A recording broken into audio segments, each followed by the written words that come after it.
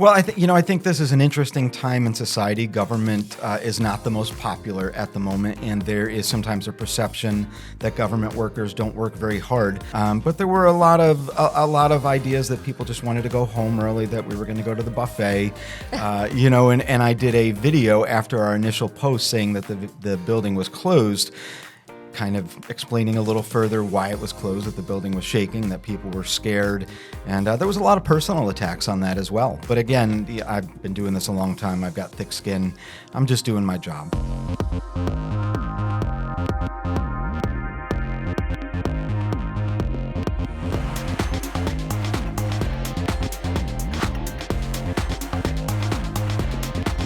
Welcome to the Style Podcast, presented by Plaza Cadillac and Plaza Lincoln, where our drive to be the best starts with you. Welcome to the Style Podcast. I'm your host, Lindsay Sanders. First, I would like to thank our sponsors, Plaza Cadillac, Plaza Lincoln, Eustis Roofing, and Disability Consultants. Thank you once again to our sponsors. Today, I am here with Jeff Foley. You are the new Communications Director for Lake County. Congratulations. Thanks for coming. Thanks, Lindsay. I appreciate it. I'm very excited to chat with you, and we have a lot to talk about, so let's get into it. Sounds like a plan. So one of the things right as you came into your new role was we had an earthquake in Lake County, and the decision was made to close the buildings. Do you want to set the record straight on that? Yeah, this is definitely not what I thought we'd be talking about when I signed up to do a podcast, nor what I thought I'd be dealing with in Central Florida when I took the job as communications director. That was a really interesting day. We work in downtown Tavares in the administrative building. It is a 5-story building that was built in the 1970s, and people on our 5th floor said it was like they were surfing. They were quite frightened. We're not going to go back into the building, and so the county manager made the decision to shut the building down for a couple hours so that we could do structural assessment on it and make sure it was safe for people to be in. Because it's a building that the public has access to, that they do business in, obviously as communications director, I had to get the information out there that we were shutting down for a couple hours. And holy cow, that was an unpleasant reaction from the public. Yeah, I feel like a small town, they'll be happy if you do, mad if you don't, mad if you do, And people are entitled to their opinions. Yeah. I can tell you, I saw the faces of people coming out of there from that 5th floor. They were genuinely scared. Obviously, I didn't have anything to do with the decision. I support it, but my job was simply to communicate it. And I believe in being as transparent as possible and telling the truth to people. And if that comes with negative reactions from time to time, it is what it is. What were some of the responses that people said? Well, I think this is an interesting time in society. Government is not the most popular at the moment, and there is sometimes a perception that government workers don't work very hard. I can tell you firsthand that the ones I associate with do, but there were a lot of ideas that people just wanted to go home early, that we were going to go to the buffet, and I did a video after our initial post saying that the building was closed, kind of explaining a little further why it was closed, that the building was shaking, that people were scared, and there was a lot of personal attacks on that as well. But again, I've been doing this a long time. I've got thick skin. I'm just doing my job. Yeah, sometimes people online are just brutal. It doesn't matter what decision you make. They're just mean. It's a tough world to operate in. Yeah, it is. Absolutely. So tell me about what your role is as the communications director for Lake County. It's pretty encompassing. We are closing in on 500,000 residents in Lake County, so we're a time of extreme growth. I think we're transitioning a little bit from a very rural area to some place that has a lot more development, obviously. And my job is to communicate with those nearly 500,000 residents on a daily basis. So I oversee a team of about 16 people.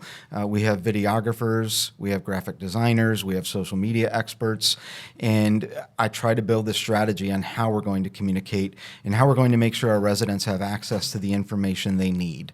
So whether it's information coming out of board meetings that's going to affect the tax dollars that they pay, or it's emergency time and we're literally trying to keep people safe and keep their property safe, it is a constant evaluation of how do we get information out quickly and in a way that people will access it. Absolutely.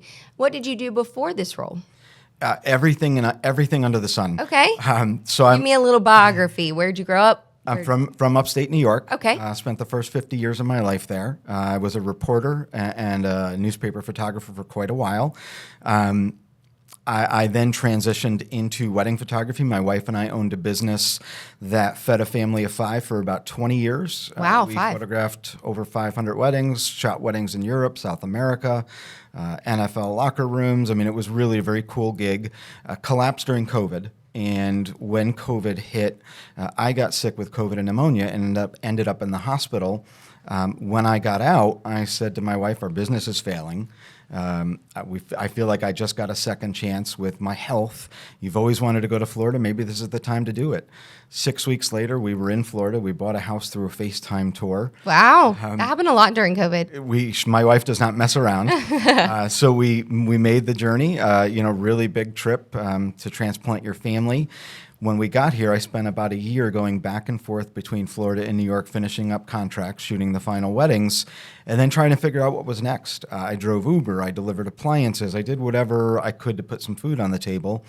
And I was 3 days from taking a job as a door-to-door blind salesman when Polk County called and said, hey, we saw your resume. Do you want to talk about the public information officer role? I ended up doing that for a couple of years before heading out to Lake County as communications manager, and obviously was recently promoted to director. Very nice. So do you live in Lake County? I do. I live in downtown Tavares. Oh, cool. That's Yeah. a great area. I love it. Yep. Yeah, very nice. So so it sounds like you haven't always done communication, just in a very different form, I guess. I have. So I've always been a storyteller. Okay. I think from the time I was a little kid, really all I wanted was to write books. And obviously You have I've several. written some books. But that has been a theme throughout the course of my life. Even the photography was a form of storytelling, just visually. And now that's what I do again. I take pretty complex information and try to make it accessible for people. Nice, very nice. And what do you think taught you the most, being a business owner, a journalist, public servant? What prepared you the most for the role that you have now? I think just being curious, and that has been a theme throughout my life. I think everybody has a story, and I'm usually pretty curious about what their story is, where they came from, what makes them tick, what interests do they have, and I have them myself. I love to share them, but that has been the theme throughout the course of my life, is trying to tell people stories. Very nice. And you have 5 kids, or there's 3 kids? 3 kids. Yes, I have 3 Wow. kids, so 22, 21, and 8. Wow. And they all live in Lake County? No, 2 of my kids the older kids are in New York, kind of doing their own thing, and my 8-year-old is a Florida girl. That's awesome. Yeah. Awesome. What's one word that you would describe Lake County in? Welcoming. Welcoming. Yeah. That's good to hear. Coming from New York, it is a completely different environment. Oh, I have no doubt about that. New York and Florida are very different Yeah. for a lot of different reasons, but it's good that you felt welcome. And what were some of the things that made you feel welcome when you got here? I feel like I can go any place and talk to people, whether they look different from me, whether they come from different backgrounds. We're all just people. We can all get along, and that's a pretty nice environment to raise a child in. I think the diversity here is great too. You know, my kid is learning Spanish through friends at school. That's I awesome. think that's a great thing. Absolutely. Yeah. I agree. My daughter's teacher is, my daughter's in preschool, and her teacher is fluent in Spanish as well. And my daughter comes home and she can count to 5 in Spanish. And I think that's so cool. She's 3. Yeah. And she just started doing it. And we were like, what? Where did you learn this? What a skill to Yeah, have. at 3 years old, it's awesome. Yeah. So I definitely agree. You know, this area in Florida is just a melting pot. Well, all of Florida, but especially this area. What's one word that you would use to describe your experience so far in your new role? Challenging. Okay, I feel like that's always with the new role, though, right? And I love that word. I don't want to be bored.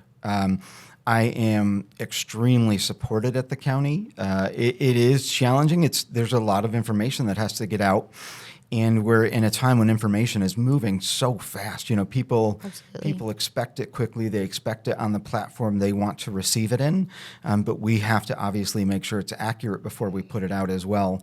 But I work at a place that took a 55-year-old guy, and as you know, I have cancer, that gets cancer treatments biweekly, and promoted me to a pretty demanding role. So I feel very, very supported and loved as well. Awesome. Well, we're going to take a quick break, and when we come back, we're going to talk a little bit more about local government and communications. Plaza Cadillac in Leesburg is your destination for luxury.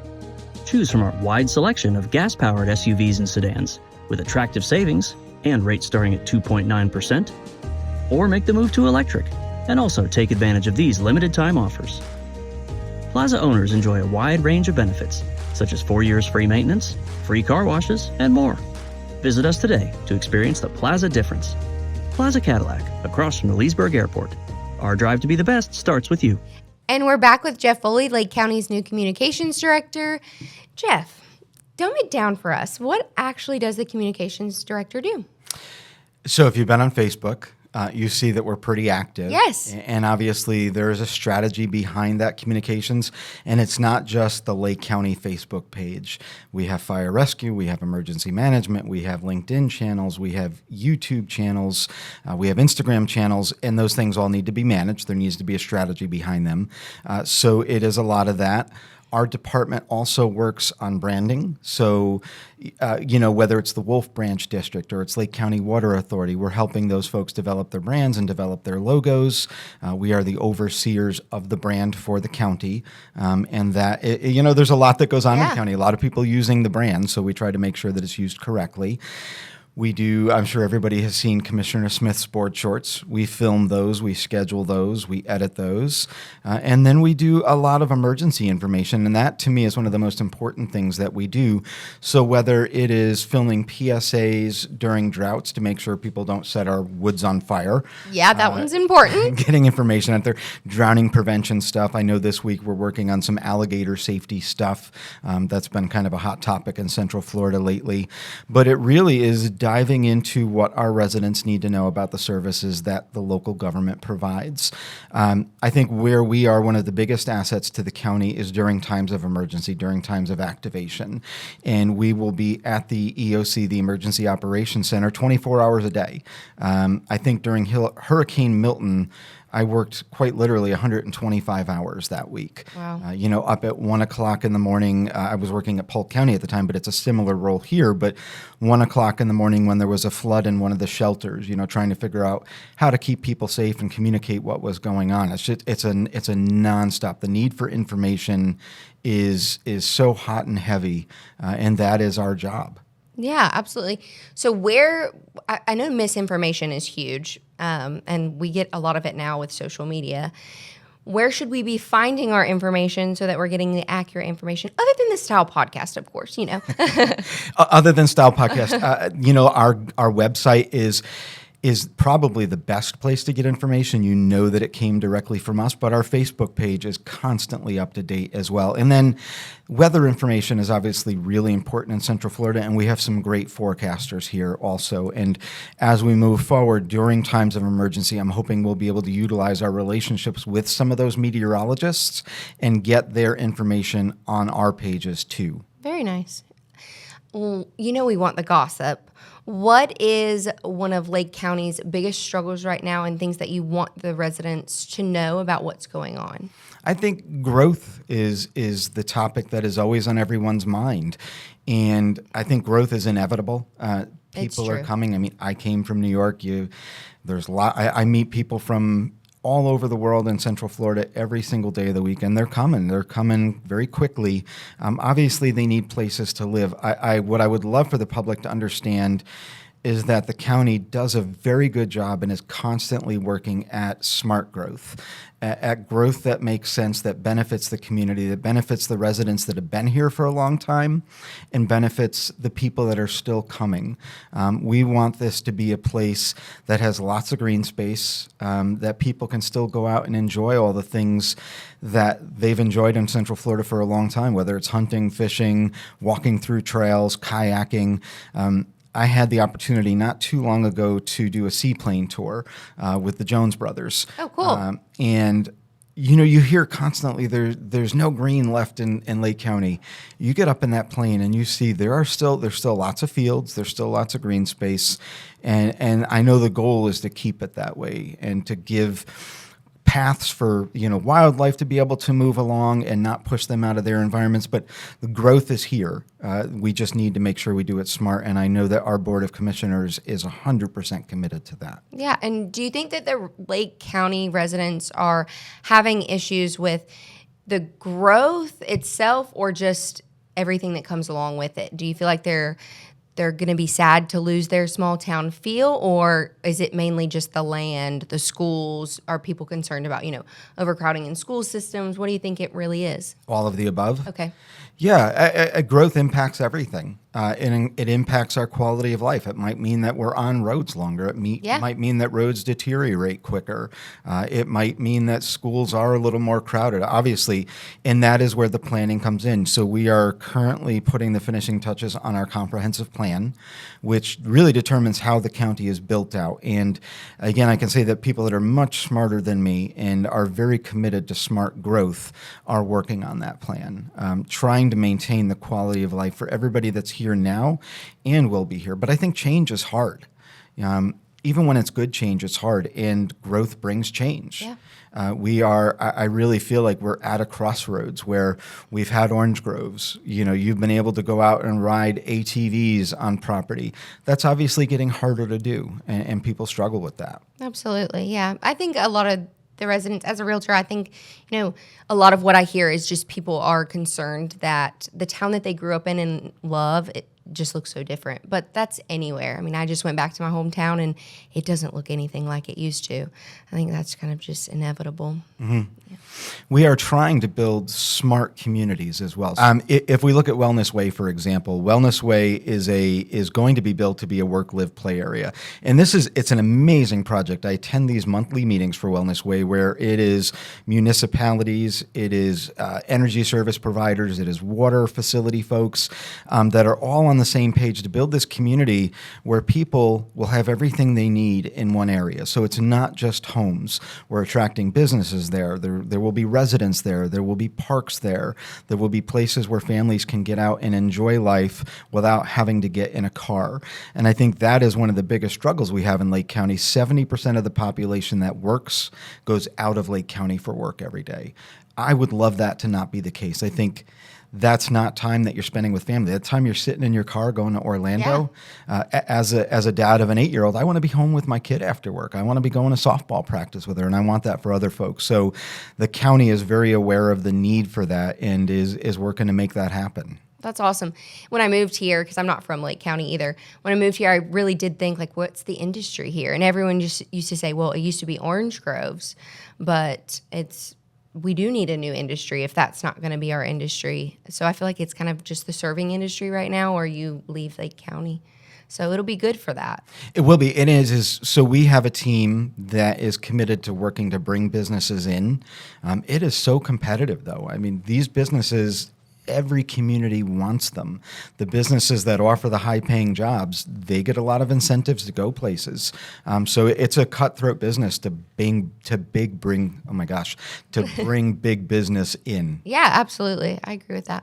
Well, we're going to take a quick break, and when we come back, we're going to talk a little bit more about Jeff's personal story. Orlando homeowners, are you avoiding replacing your roof because of the cost? If you're nodding yes, you're not alone. A lot of people are in the same boat. That's why we offer several financing options to suit your needs. At Eustis Roofing, we take the time to walk through your situation, answer your questions, and find a plan that works for your needs. No pressure, no runaround, just real solutions so you can take care of your home. If your roof needs attention, let's talk. We're here to help. And we're back, and we know a little bit about Jeff professionally, but we're going to get to know you a little personally. So you've been open that you are battling or have been battling cancer. Is that true? For the last 4 years. Wow. I've had 4 bouts. It started with a small mole on my back that my wife noticed.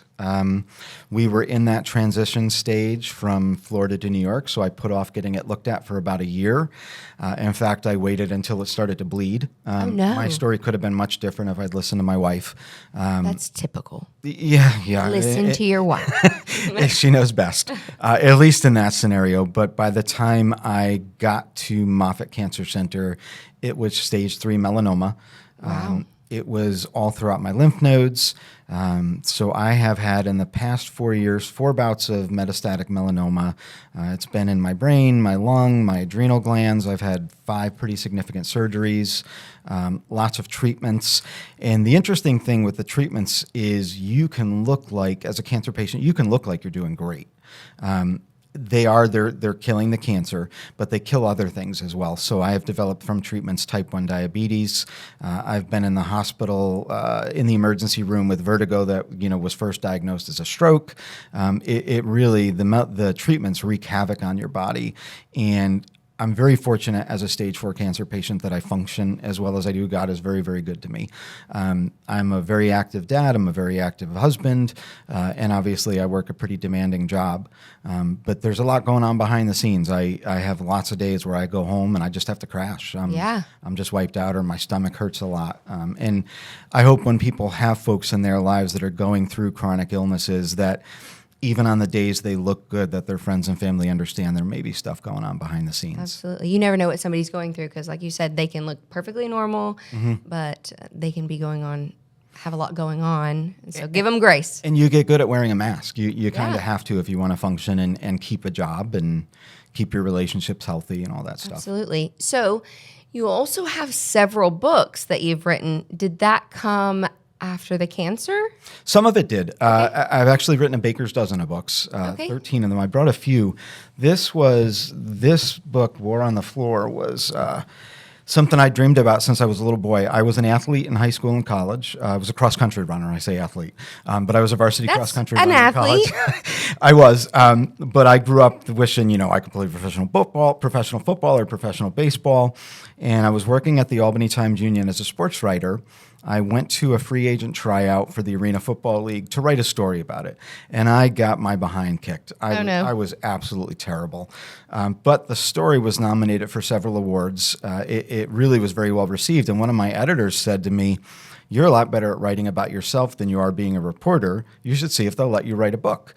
And I'm in my late 20s, still think anything is possible in the world. And so I scheduled a meeting with the head coach and the general manager of the Albany Firebirds in the Arena Football League, pitched the idea to them, and they loved it. So I did 2 preseasons with the Albany Firebirds. I played in a total of 3 games. I lived in an apartment with the team. I traveled. I did 2-a-days, all that stuff. Wow. This book, War on the Floor, did very, very well for me. It is meant to give people just a look at what life as a professional athlete is like through the viewpoint of an average Joe or an average Jeff. Okay. It did really well. I got to travel the country with it. I did a lot of media for it. It sold pretty well, got some really nice reviews, and I thought, okay, I've written the book I always wanted to write. I'm done. I focused on my photography business. I focused once I got back into PR on that. And then I got sick with cancer and turned to writing for myself and realized I was writing something that might be helpful to other people, that I was writing books that I would want to read if I were sick. Okay.